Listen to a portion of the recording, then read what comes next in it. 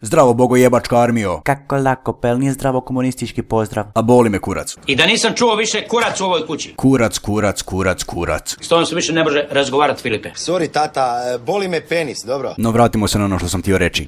Izbacili ste mi iz takta jebote. Da, za nekoliko dana počinje škola te nastoji nezaboravne uspomene koje ćete pamtiti do kraja života. Šalim se. To su samo klišeji koji vam roditelji govore, a u stvari su sretni što će vas se riješiti barem jedan dio dana. No ipak, dosta ljudi će s veseljem poći put škole u ponedjeljak. Kako lako je što s nama koji smo završili školu i sad smo odrasli ljudi. Pa upravo vi se trebate tome najviše veseliti jer ćete hodajući prema školi sresti nove cure koje upisuju prvi razred osnovne škole te se među njima vjerojatno krije cura s kojom ćete biti 2028. godine. Kako lako, seljačino bolesna. Pa 2028. godine ćete curi imati samo 16 godina. Pa da, sa 16 godina one potpuno legalno smiju ostati u noćnom izlasku te mogu 2 ujutro završiti na zadnjem sjedištu vašeg auta. Kako lako, sad si stvarno pretjerao. Pa seksualni odnosi su zabranjeni s osobom mlađom od 18 godina ako si ti stari 5 ili više godina. Pa tko je spominjao seksualne odnose, bolesnici jebeni? Kada sam rekao da završi na zadnjem sjedištu vašeg auta 2028. mislio sam o tome da pričate o smislu života, oproštenoj borbi krokapa ili o tome kako je opća opasnost izdala još jednu srceparajuću pjesmu. Pičke vole srceparajuće pjesme.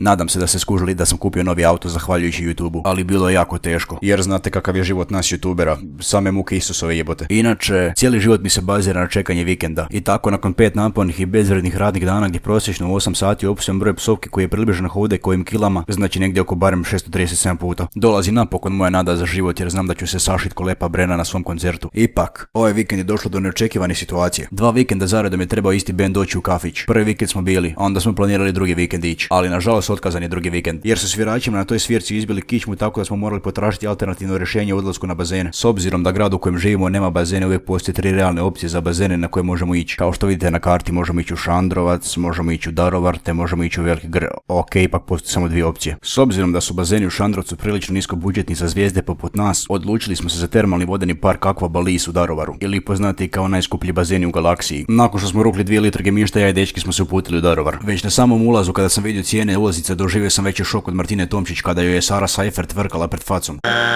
Ali ozbiljno, koji kurac, 55 kuna za cijeli dan. Za tih 55 kuna si kupim barem 3 litre vina, natočim si vodu u kadu i brčkam se. Isti kurac, ali sva sreća pa sam se snašao i kupio ulaznicu za poremećene. Uz ulaznicu dobije se narukvica s kojom se otključava i zaključava ormarić gdje se ostavljaju stvari. Ako se ta narukvica slučajno izgubi, možete odmah proglasiti bankrot jer ćete ju platiti kao dragi kamen. Zato smo mi te narukvice čuvali kao Voldemort Horcruxe, bog te jebo. Ali hajde da barem smo pronašli neku ležaljku. S obzirom da je zabranjeno skakanje i nošenje svog jela i pića koje je tamo skuplje nego sami bazeni, odlučili smo se na huliganski potez. Unijeli smo svoje vino, svoje jelo i skakali u vodu.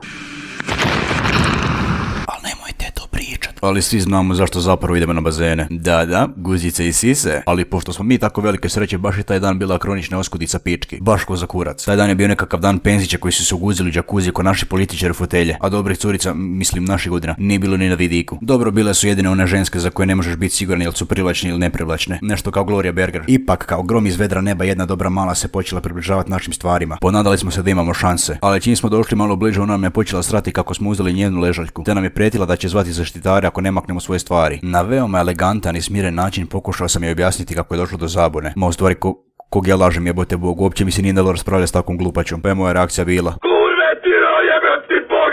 ali u svemu lošem ima i nešto dobro, pa je tako manjak pičke na bazenima nama pomogao da ne moramo uvlačiti trbu svake 3 sekunde jer smo zadnji put imali manje od 75 kg 2013. godine, a i s ovom bradom izgledam kada sam prošli Božić ošao u mirovinu, tako da sam se lagano klopio s penzićima s bazena, a opet tako je obrijem izgledam kada sam iz pičke ispod prije 2 dana, ali zato barem ne moram čekati 2028. Nakon one glupače odigle smo malo pičke gina te nam već dopizdio H2O, pa smo ušli s bazena i prešli na C2H6O i onda je te krenulo pravo ronjenje. Što smo naučili u ovom videu? Ne dozvolite da vam neke sitnice i nebitni ljudi pokvare dan. A ako vam netko pokvari jedan, pošaljite ga u 3 pičke mile materine. Ok, ako to kažete šefu, dobit ćete otkaz. Završiti na ulici, žicati koju kunic pred trgovine da bi skupili za pivu, te ćete na posljedku biti nađeni i smrznuti na -20 jer ste popili litru Badalovog konjaka na prazan želudac. Ali hej, jednom se živi.